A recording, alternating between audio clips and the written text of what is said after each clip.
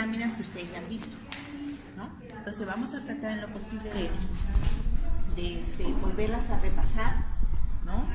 Para reforzar un poco el contenido de estos tópicos tocados ya anteriormente. Vamos a hacer la práctica, vamos a tratar de avanzar para que luego puedan, creo que ya se dividieron los seminarios, ya, los seminarios divididos, y en esta oportunidad solamente vamos a hacer hoy día y mañana la parte práctica, ¿no? Entonces vamos a ver, mire, primero explicarles para que ustedes puedan ver. ¿Cómo esto para que señalen las estructuras? Ustedes puedan ver que ya hemos revisado esta lámina, pero que de todas maneras nos toca en esta oportunidad volver a revisarla por la importancia que tiene. ¿A qué nosotros llamamos trombosis? O la puedo poner aquí, creo, para que vean entonces. ¿Sí?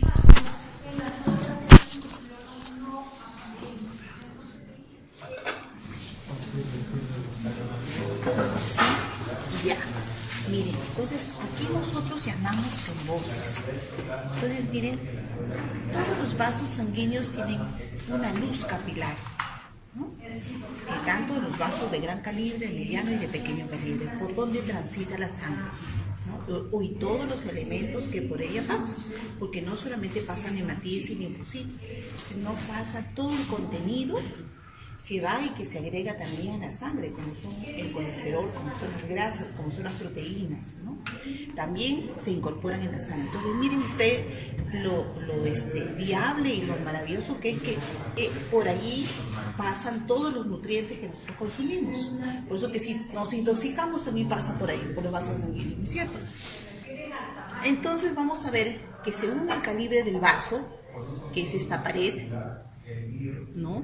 Vamos a ver que está conformada por 3 capas que ya habíamos dicho, ¿no? La túnica, la íntima, ¿no? Que tiene el endotelio, la capa media, ¿no? Y la adventicia o la serosa. Entonces, todos los vasos de mediano calibre están conformados así. Pero cuando se forma este trombo que se va a adherir y va a empezar con lo que aquí nosotros denominamos endotelitis, o sea, aquellas sustancias que se adhieren a la pared interna del vaso sanguíneo. Y empieza como quien se adhiere o como quien se para, y después estos cada vez van ocupando más espacio y se van adhiriendo bastante a las capas, ¿no? de la arteria, de tal forma que ya se integran a ella, ¿no? Es como si en esa pared yo colocara algo encima y al final ya conforma parte de la pared, ¿no? Por la adhesión. Y eso ocurre con la trombosis, porque ustedes saben que además hay factores que van a inhibir, más bien, así como hay factores que se adhieren, hay factores que inhiben la adhesión. Pero este desequilibrio se quiebra, por eso es que empieza a adherirse, ¿no? En estos trombos que se han conformado por el acúmulo de hematíes, de plaquetas, de linfocitos, ¿no? Y de las otras sustancias nutrientes, como les digo, que puede ser el exceso de colesterol y muchas otras, ¿no? Y eso va a conformar el trombo. Una vez que este está consolidado, vamos a ver que cada vez va a ir ocupando un espacio, ¿no? Y va dejando la luz muy estrecha, muy pequeña, ¿no? Entonces, ¿qué hace el cirujano cardiovascular? ¿Qué hace? Lo que tiene que tratar de hacer es que se rompa ese trombo. Y para eso va a usar sustancias antiplaquetarias que traten de quebrar el trombo. Esa es la batalla que tiene que hacer. Se utilizan anticoagulantes, por supuesto que no solamente la warfarina, sino muchas veces son sustancias inyectables que son muy caras también, ¿no? Porque solamente las manejan los cirujanos especialistas en la parte cardiovascular, ¿no? Y de esa forma, por ejemplo, frente a un infarto, tratan de romper y rápidamente ese trombo, que se fragmente. ¿Para qué? Para que siga el vaso viable pasando sangre, ¿no? Eso te tiene que hacer justamente como una emergencia, ¿no?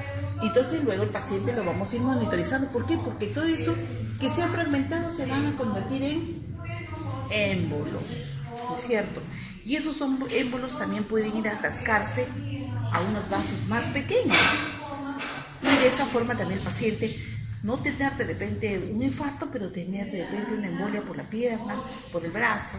Entonces tenemos que ir controlando sus dosis de anticoagulación a nivel general, sistemático, ¿no? Todo el sistema en sí vascular, para que no se ataque por la pierna o no se ataque por el brazo, ¿no?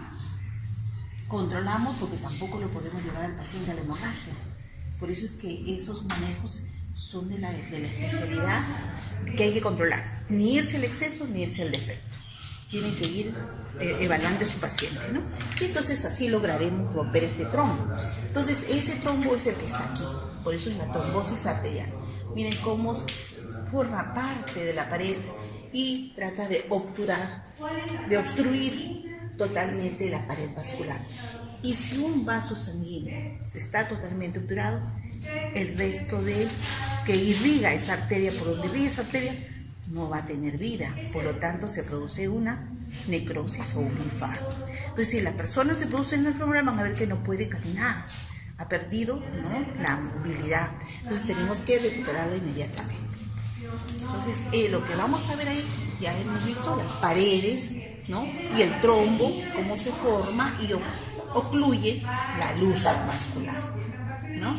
Entonces vamos a ver que cuando también los trombos pueden ser recientes, como también pueden ser muchos más tardíos, entonces vamos a ver que cuando ya son más tardíos ya hay una degeneración, ¿no? Una degeneración hialina, incluso fibrosis, ¿no? Que por eso es que es más difícil romper un trombo que ya tiene tiempo, no lo podemos arrastrar, ¿no?, fácilmente.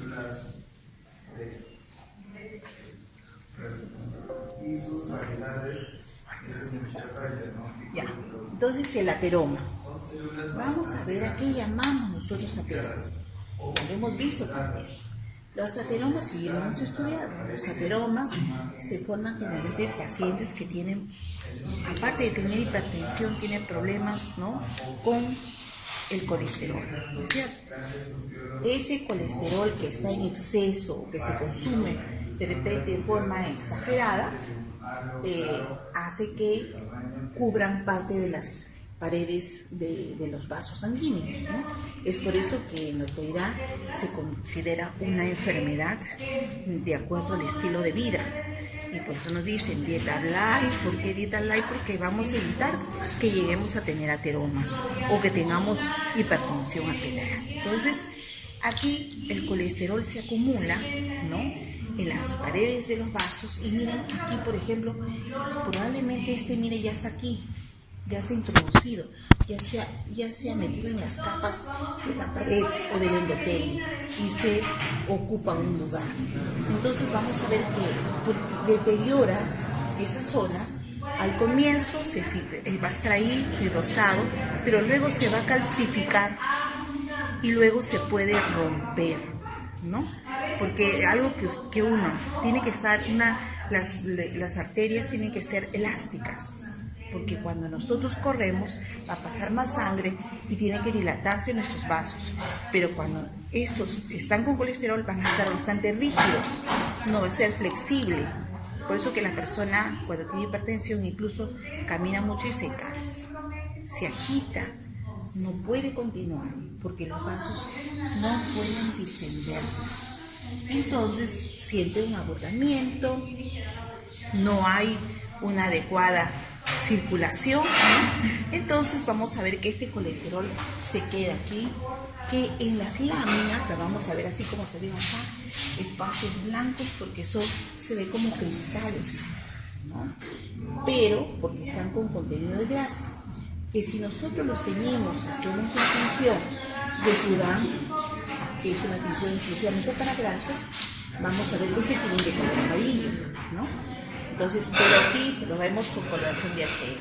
Entonces, el ateroma es la conformación de este colesterol que se consolida, ¿no?, y produce una destrucción de la pared, ¿no?, acumulándose, y puede haber acá inflamatorio, puede haber zonas de fibrosis y puede llegar a la calcificación, ¿no?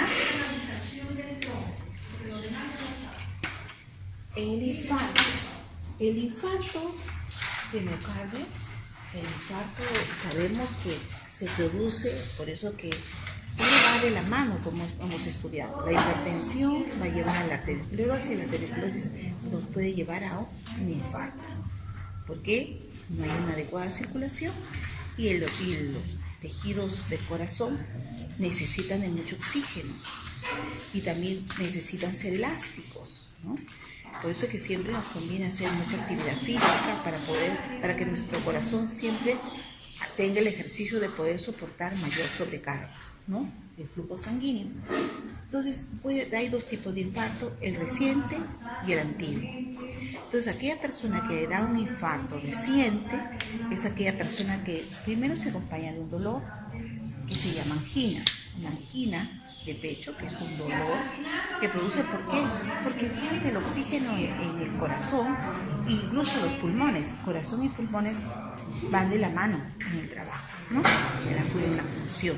Entonces, ¿qué sucede? Que el corazón sufre por la falta de oxígeno y del aporte de sangre, porque tenemos que todos los vasos sanguíneos que irrigan al corazón de rodillas coronarias son las que llevan, finalmente distribuyen la sangre, ¿no? Pero si estas se obstruyen, ¿no?, vamos a ver que el corazón va a tener sectores que no va a estar irrigados por sangre. Entonces, ¿qué se va a producir? Un infarto. Cuando se produce un infarto reciente, es como cuando nosotros nos caemos, nos golpeamos, que ocurre primero, hay un sangrado. ¿No es cierto? Y en el corazón también hay un sangrado, por eso va a haber hematíes. ¿Y qué es lo primero que hay? Polimorfonucleares. Porque los linfocitos y plasmáticas son de un proceso crónico. De un proceso reciente son los polimorfonucleares. Entonces ellos son los que van a estar presentes, polimorfonucleares y hemorragia. Cuando nosotros vamos a ver ya que pasa el infarto, ahí recién se va a llamar infarto isquémico, de pasadas unos días, ¿no es cierto? Y ya no va a haber polimorfonucleares, sino va a haber linfocitos, ¿no? Y la zona que tenía hemorragia, ya no va a haber hemorragia, sino va a haber más bien fibrosis. Se va a formar como una cicatriz, que es lo que cuando nosotros nos caemos, que se forma una cicatriz. Y esa cicatriz es producto de el cese de la hemorragia y el paso a una renovación. En este caso, el corazón ya perdió el oxígeno, por lo tanto, se necrosa esa zona del tejido, ¿no? Entonces, lo que en la actualidad tratamos de hacer, o que hacen los cirujanos cardiovasculares en ese momento, lo que tratan es de canalizar el vaso, de rápidamente recuperar su función. ¿Para qué? Para evitar el infarto antiguo, ¿no? ¿Y cómo recuperan que ese vaso que se ha obstruido vuelva a la dilatación? Tenemos nosotros que hacer algo fisiológicamente. Todos nosotros estamos acostumbrados a vivir en la costa y tenemos una presión atmosférica. Pero cuando nos vamos a la sierra, o nos vamos a la altura, o nos vamos a Huancavelica, por ejemplo, que está como 1500, ahí todos sentimos un cansancio. ¿Por qué? Porque nuestros vasos sanguíneos se están dilatando más. Porque necesitan más flujo sanguíneo, más oxígeno para soportar la presión de la altura, ¿no? Entonces, sin querer, hemos hecho la actividad física, como si hubiésemos corrido un montón, ¿no? Por eso nos sentimos cansados.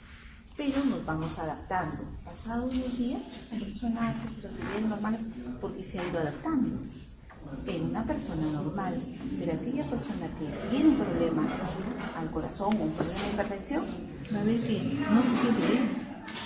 Esa persona no solo es su soroche, sino que sus vasos no se sienten, por lo tanto, va a tener que regresar porque se siente mal, ¿no? Entonces, eso es lo que nosotros vemos, es lo que se hace para reparar a esos pacientes. Se les lleva a la altura para que se dilaten sus vasos. Pero no nos podemos hacer tampoco mucho ejercicio físico por poder romper sus vasos. La única opción es llevarlos en avioneta a la punta de lo más alto. Una vez que han llegado allí, los hacemos levemente caminar lentamente y las personas, el hecho de estar a la altura, se van a ir abriendo, es como que insuflas como un globo, que se insufla, así se insuflan sus venas, sus arterias. Entonces esa persona siente que es una rehabilitación prácticamente propia, o sea, la misma persona está tratando de que sus vasos se dilaten. pero no los podemos mandar a correr si sabemos que tienen un infarto, está mal. La parte de la rehabilitación es llevarlos al lugar y no hacerlos movilizar mucho, sino que respiren, ¿no? Que hagan una pequeña caminata y luego los regresamos, ¿no? Entonces poco a poco hacemos gradualmente hasta que se van dilatando sus vasos y esa persona sale de un infarto y puede ser fibra pulmonar, ¿no? Entonces es una terapia que se ejecuta para que la persona prácticamente sola se recupere. Entonces aquí, ¿qué vamos a ver en el infarto reciente? Vamos a ver que va a haber zonas de hemorragia con infiltrado inflamatorio aponeurosis nucleares, ¿no? Y vamos a ver que de todas maneras esa zona va a tener un problema ya en las fibras poco a poco, ¿no? En ese momento hay hemorragia, pero después ya vamos a ver que en el infarto, ¿por qué? Porque estas fibras es un músculo estriado, están estas fibras así, ¿no? Colocadas, porque entre ellas se elongan. Pero cuando nosotros vemos un infarto miocardio antiguo, vamos a ver que estas zonas, miren, ya no hay fibras como estas acá. Aquí se interrumpen las fibras, porque es la zona de la cicatriz. Aquí también estas fibras, aquí ya no hay, porque se rompen las fibras y se fibrosa. ¿Y qué vamos a encontrar? Presencia de linfocitos, ¿no? Linfocitos entre las fibras musculares, que son de tipo estriado, ¿no? Entonces, eso es lo que vamos a encontrar en los infartos de miocardio antiguo, ¿ya?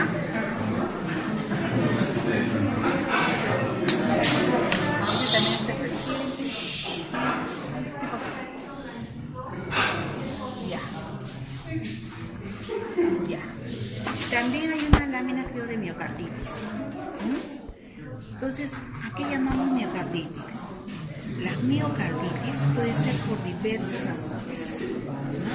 La gran mayoría de miocarditis ocurre por problemas infecciosos, ¿no?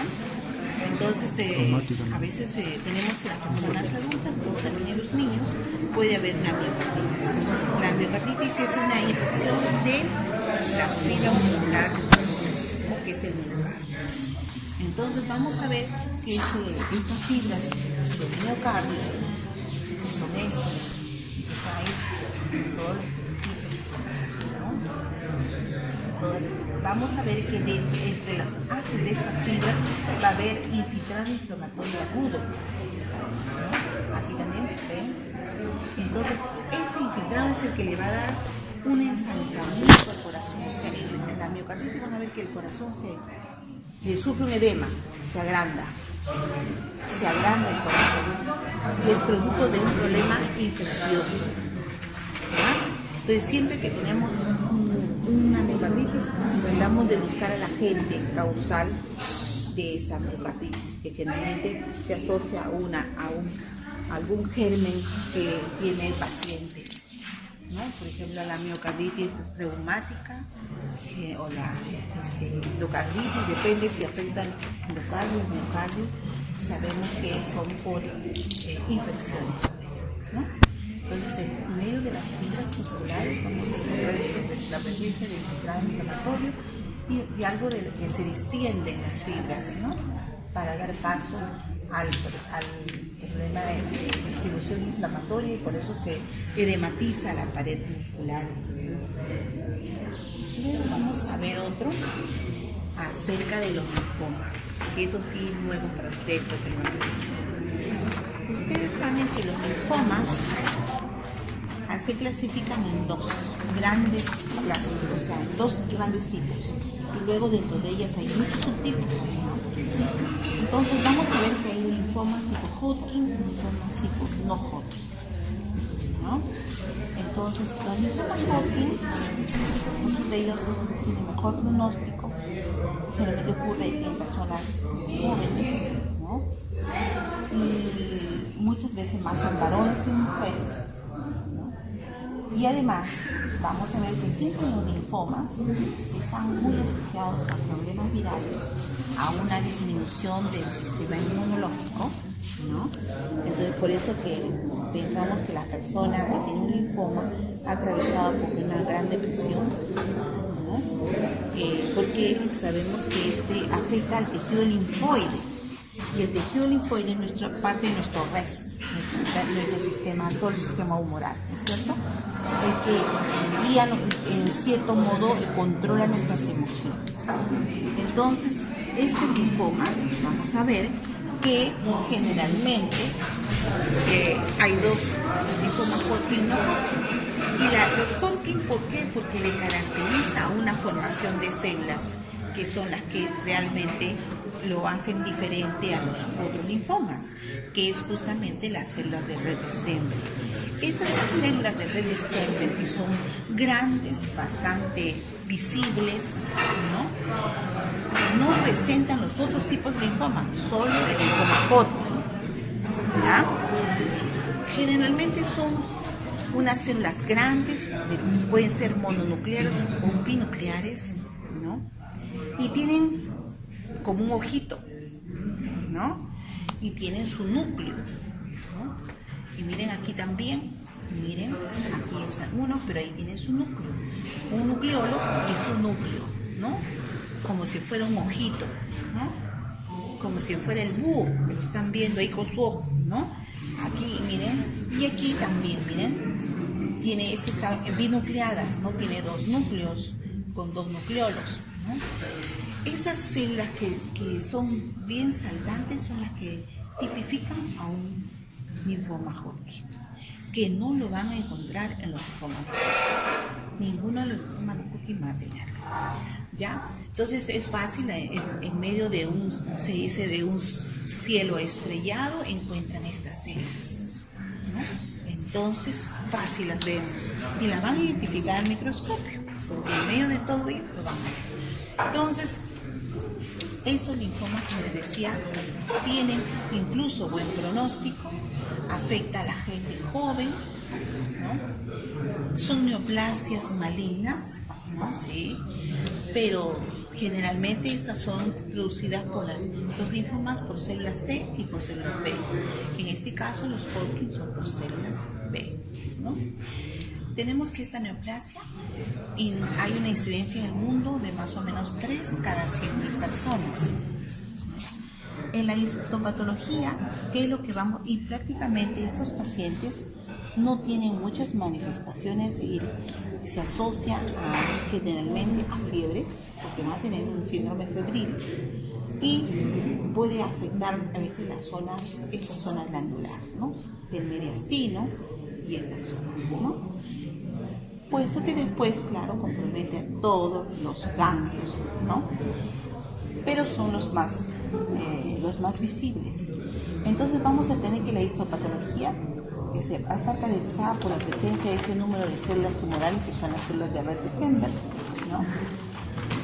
Y vamos a ver que también va a haber un infiltrado inflamatorio que va a estar compuesto por diferentes, como células plasmáticas, por histocitos, por eosinófilos, y va a haber también un grado de fibrosis, ¿ya? Y vamos a tener que generalmente distorsiona la arquitectura normal de un ganglio, ¿no? Y sabemos que el ganglio tiene una zona cortical y una zona medular. Aquí vamos a ver que todo, no hay ni zona cortical ni medular, todo está comprometido, ¿no?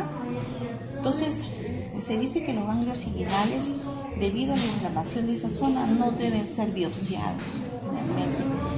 Entonces, si hay otras adenopatías que pueden ser por otras zonas, es mejor tomar esas para una biopsia que tomar la zona inguinal, ¿no? Hay una clasificación de la histopatología de Hodgkin clásica, que puede ser que haya una enfermedad de Hodgkin con esclerosis nodular, puede ser que haya una enfermedad de Hodgkin con celularidad mixta, o que haya una depresión de los linfocitos, o que haya que sea una enfermedad de Hodgkin clásica y que más bien tenga muchos linfocitos, o una enfermedad de Hodgkin que tenga un predominio linfocitario y nodular, que se va a formar como nódulos, ¿no? Como se ven como lo han visto en las amígdalas, ¿no? nódulos que dan la forma de granulomas, ¿no? Entonces puede ser cualquiera de esos tipos que, aparte de ser un Hodgkin, hay estas variedades, ¿no? Pero no deja de ser Hodgkin porque siempre va a tener células de Rett-Stemmel. Luego tenemos al linfoma no Hodgkin, ¿no? El linfoma no Hodgkin, vamos a ver que al contrario es un linfoma, una neoplasia maligna también, pero que generalmente va a tener una alteración en que va a ser de células pequeñas como de células medianas o grandes. O sea, no va a haber células de Rett-Stemmel, pero sí tenemos que mirar mucho a las células linfoideas que conforman el ganglio, porque ahí está la patología, ¿no? Entonces hay que ver, observarlas. Miren aquí, por ejemplo, miren todas muy redondas. Parece un linfoma Burkitt. Y estos, sin embargo, miren, son diferentes. Algunas más grandes, otras más pequeñas, ¿no? Y entonces eso hace que nosotros tengamos que utilizar varias técnicas. Hoy en día, cuando estamos frente a un linfoma, podemos hacer a veces hasta 15 marcadores de inmunohistoquímica para tipificar bien un linfoma, porque de eso va a depender que el clínico decida luego cuántas sesiones de quimioterapia van a dar a su paciente, ¿no? Entonces tenemos que este linfoma no Hodgkin, vamos a ver que tiene diversas variedades, se caracteriza por la transformación maligna, son bastante agresivos. Realmente cuando decimos un linfoma no Hodgkin, estamos queriendo decir que esa persona probablemente tiene muy pocos meses de vida, ¿no? Porque es bastante agresivo más que el linfoma Hodgkin, ¿no? Pero importa mucho cómo es su morfología de las células, su inmunofenotipo, la genética que tiene y su clínica, ¿no? Por eso que hoy en día los linfomas pasan por visiones, marcadores inmunohistoquímicos e incluso por biología molecular hoy en día para tipificarlos. Se dice que hay más de 30 tipos diferentes de este linfoma no Hodgkin, ¿no? Por eso es que utilizamos diversos marcadores para llegar a realmente a especificar bien qué tipo es, ¿no?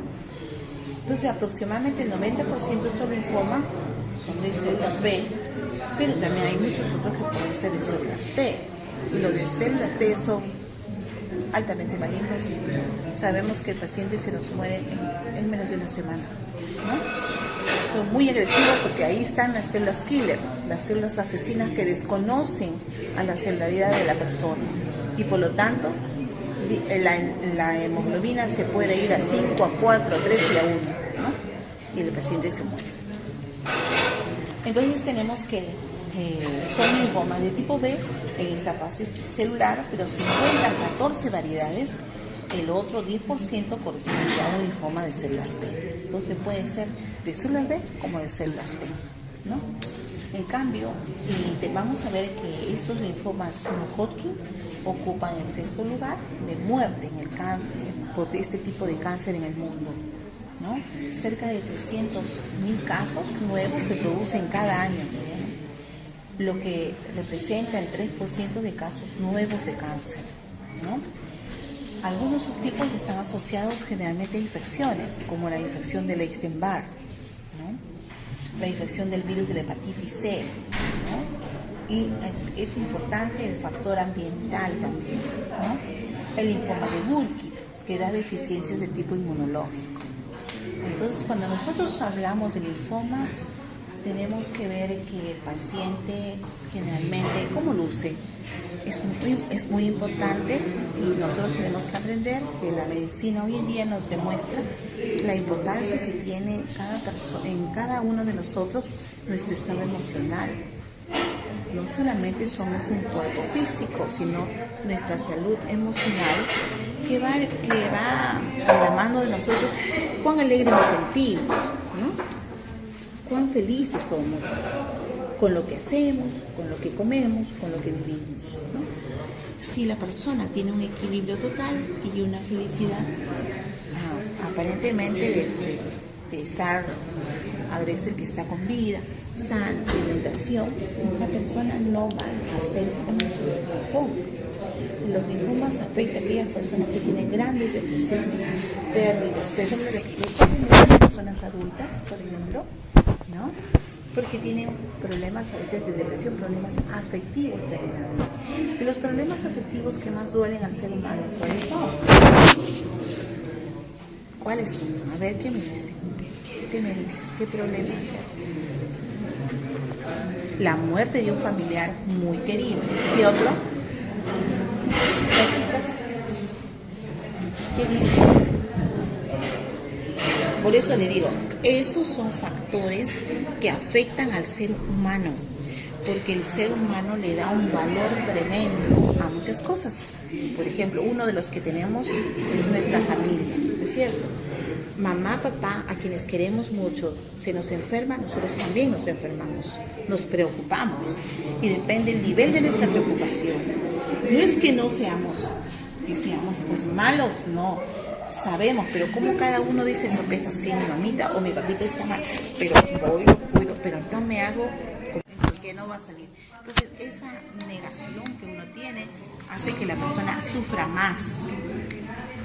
Las chicas, los muchachos sufren, el día que pierden su enamorado, su enamorada también sufren, ¿no? También son sufrimientos. No, sufrimientos afectivos. Todos se abrazan, todos están en el mismo problema. Pero y así empieza la vida. Es una etapa muy de la etapa de la juventud, de la adolescencia. Es una etapa donde empezamos a afrontar retos en la vida. Retos, ¿no? Porque cuando han sido niños no se han dado cuenta porque todo lo tienen. Mamá, papá les da todo y se sienten felices. Pero cuando llegan a la universidad ya ustedes tienen que afrontar todo solos. Sus exámenes, su estrés de venir a la universidad.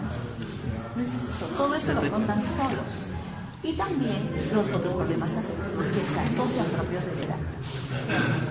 Entonces eso hace que también la persona empiece a sentir sus primeras depresiones. O que se sacó un 0 en el examen también, que se ha estudiado mucho y le ha sacado. No puede ser, ¿no? Uno no admite, quiere negarlo, no puede ser. Entonces también ocasiona problemas en la persona.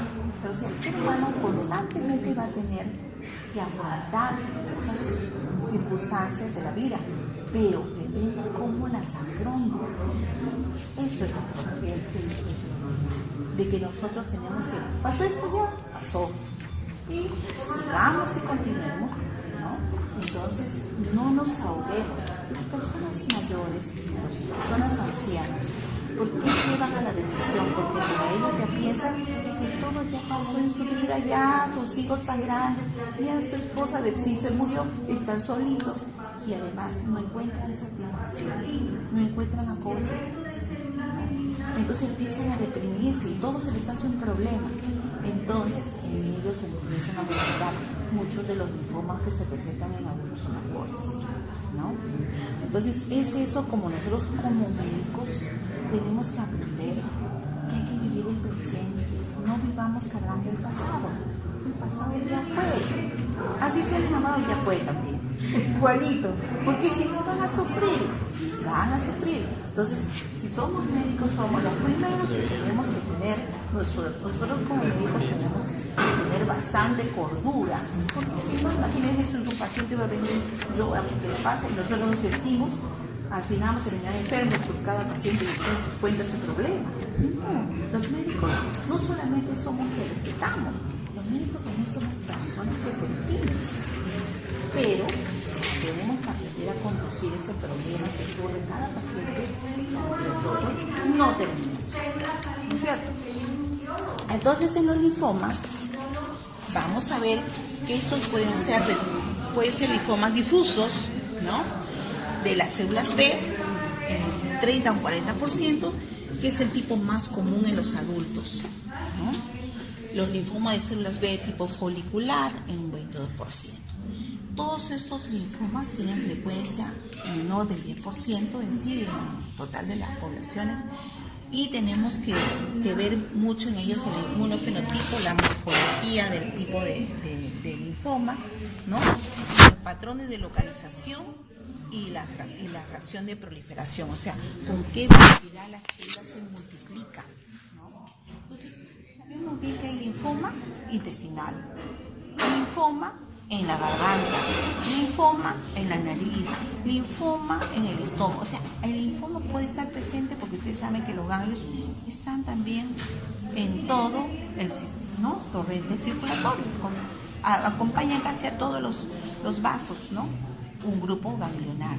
Entonces, por eso es que depende la localización y si eso va a haber afectado a la zona y puede ser luego esta sistémica, incluso, ¿no? Entonces, eso es lo que vamos a ver en los linfomas. Los síntomas, como ya decíamos, en el linfoma Hodgkin, los síntomas a veces son muy pobres. Como le decía, el joven se queja. A veces hay chicos que están trabajando, pero sienten una sensación febril. Ellos dicen, pues sí, estoy desganado, pero tengo un poco de fiebre. Y eso los lleva a que se empiece realmente a buscar la búsqueda del diagnóstico, ¿no? Entonces, en cambio, en los linfomas que ya son no Hodgkin, vamos a ver que ellos, empezando, vamos a ver que hay un agrandamiento de los ganglios, ¿no? Hay hepatoesplenomegalia, va a haber, eso sí, fatiga, la persona se cansa, se fatiga, sudores nocturnos, ¿no? Pérdida de peso, va a haber mucho prurito o comezón, ¿no? De las zonas, dificultad para respirar, infección recurrente que va a tener la persona y dolor en los huesos, ¿ya? Eso es lo que vamos a encontrar nosotros en el paciente con linfoma. Voy a ver, miren, dentro de las linfomatías, un linfoma de células pequeñas y en el otro vamos a ver un linfoma de células medianas o grandes. Entonces, el benigno versus el maligno, ¿no? Entonces vamos a ver que hay linfomas de cadenas ligeras de inmunoglobulinas de la capa y de la glándula. Vamos a ver que hay proteínas con BCL2 en los folículos, que va a estar generalmente en la capa y en la zona lambda es policlonal, ¿no? A nivel de los folículos y puede ser reactiva incluso. Y el otro tipo tenemos que aquí es capa lambda monoclonal. Todo esto, estas clasificaciones realmente las vamos a hacer por medio de marcadores. En la clínica todos pueden ser casi muy similares, por eso es que se tiene que utilizar la parte de anatomía patológica, es realmente la mejor para poder tipificar frente a qué tipo de linfoma está, ¿no?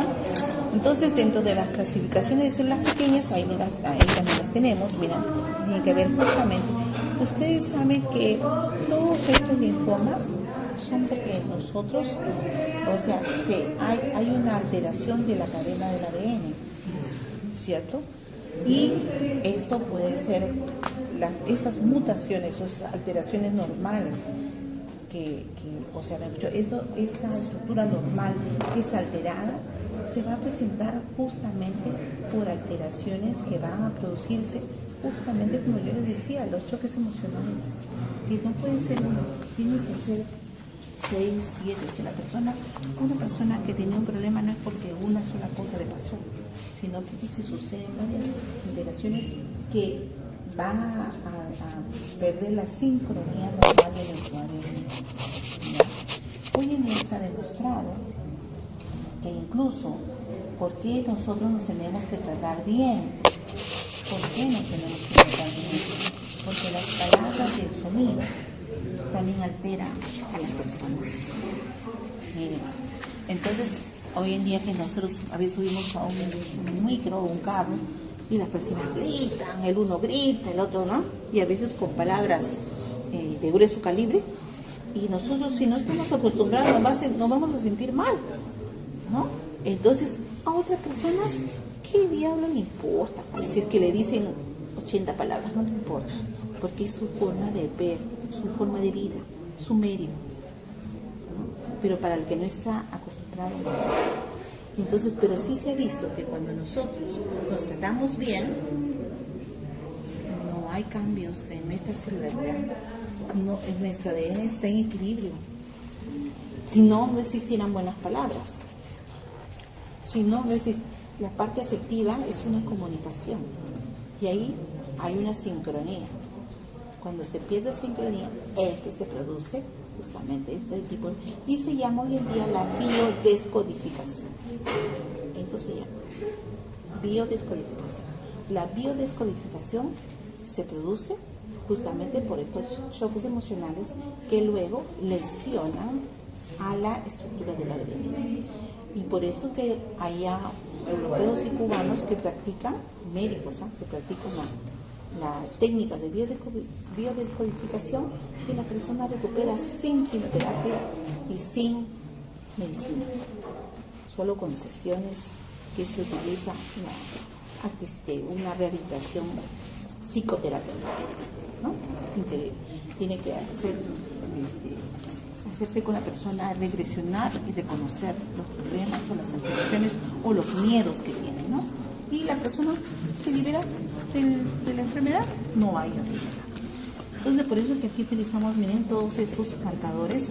El CD10 es lo que nosotros lo utilizamos mucho en inmunistoquímica, el BCL2, ¿no? Todos ellos que son marcadores para poder tipificar las diferentes variantes de los linfomas, si es folicular, si es marginal, si es a nivel del manto, ¿no? Entonces, según eso le vamos a dar, va a variar el nombre, ¿no?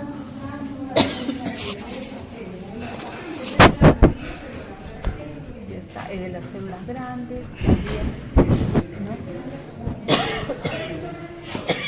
Entonces aquí también, y todas estas clasificaciones vienen, por eso es que hoy en día existen, o sea, la importancia que tiene el que los marquemos, ¿no? Y por eso que el diagnóstico de un linfoma es bastante caro también, porque vienen todos los marcadores que tienen que utilizar, ¿no? Dentro de esta relación que tenemos que ver, también tenemos otra patología, que es la bronconeumonía. La bronconeumonía es una patología respiratoria que se presenta generalmente en niños y también en viejitos. Bronconeumonía es muy raro que tengan jóvenes como ustedes, la gente adulta, ¿no? Tiene que ser muy de edad, muy bebé, ¿no? Entonces, generalmente los bebés, los neonatos, los pequeñitos, menores de un año pueden tener bronconeumonía. Ustedes saben que un bebé tiene un tórax muy pequeñito y los pulmoncitos, entonces rápidamente la bronconeumonía incluso es bilateral, acompaña a los bronquios de los dos lados. Entonces el compromiso es por generalmente problemas infecciosos, donde vamos a ver la gran cantidad de infectado inflamatorio que va a estar generalmente, miren, y la bronconeumonía presencia de polimorfonucleares. Porque si ya nosotros vamos a linfocitos, ya no estamos diciendo que es un problema agudo. Entonces, esto se instala muy rápidamente y entre los, miren, generalmente bronconeumonía porque siempre se instala muy cerca del bronquio y luego va puede ir hacia los alvéolos cercanos, ¿no? Entonces, generalmente tenemos que, aparte de que el niño puede tener problema respiratorio, puede tener fiebre, ¿no? La mamá lo trae por eso, llanto del bebé, tenemos que buscar el agente. Podemos dar un antibiótico, pero no hay nada como hacer un pequeño cultivo y determinar qué tipo de bacteria es la que está afectando, porque podemos dirigir un mejor diagnóstico, ¿no? Luego en las personas adultas, ¿por qué se producen en personas mayores? ¿No? Si tienen personas que tienen mucha capacidad, un tórax mucho más amplio que un bebé, pero ¿qué sucede? Que las personas mayores muchas veces ya tienen fibrosis pulmonar, o sea, su capacidad respiratoria ya no es toda, sino el pulmón, ¿no? Está algunas veces colapsado, entonces está como el niño, tiene poca capacidad respiratoria, ¿no? En el viejito. Entonces, ya también puede haber problemas infecciosos, por eso que las personas mayores siempre se les cuida, o se mueren por una bronconeumonía o se mueren por una neumonía. La neumonía es, por si acaso, unilateral, las bronconeumonías son bilaterales, ¿no? Entonces, es lo que tenemos ahí. Entonces, hay que buscar el agente, ¿no?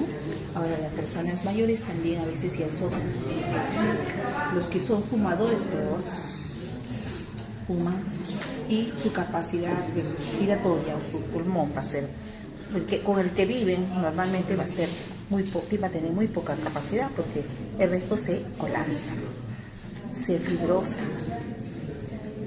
Hay vasoconstricción, ¿no?, de los vasos sanguíneos a nivel también pulmonar. Entonces, el paciente no va a tener toda su capacidad respiratoria como ustedes. Que podemos decir, a ver, medir la capacidad respiratoria. Insuflan pulmones totalmente, el aire pasa, ¿no?, del lóbulo superior al ¿no?, en ellos. Entonces, eso es lo que tenemos hasta allí, la bronconeumonía. Ya mañana vamos a revisar tuberculosis biliar y las otras patologías, ¿no?, para poder avanzar. Pero mañana vamos a ver las láminas de lo que hemos revisado hoy día, ¿ya? Entonces, de esa forma vamos a hacer mañana y un poquito avanzamos de lo otro, y luego la próxima vemos también las láminas, y yo creo que en 3 o 4 vamos a acabar todas las láminas. Entonces, de ahí más bien empezamos los celulares, ¿ya? Con eso que sí, después nos alcanza para hacer un repaso y ustedes no se atrasen, ¿ya? Entonces,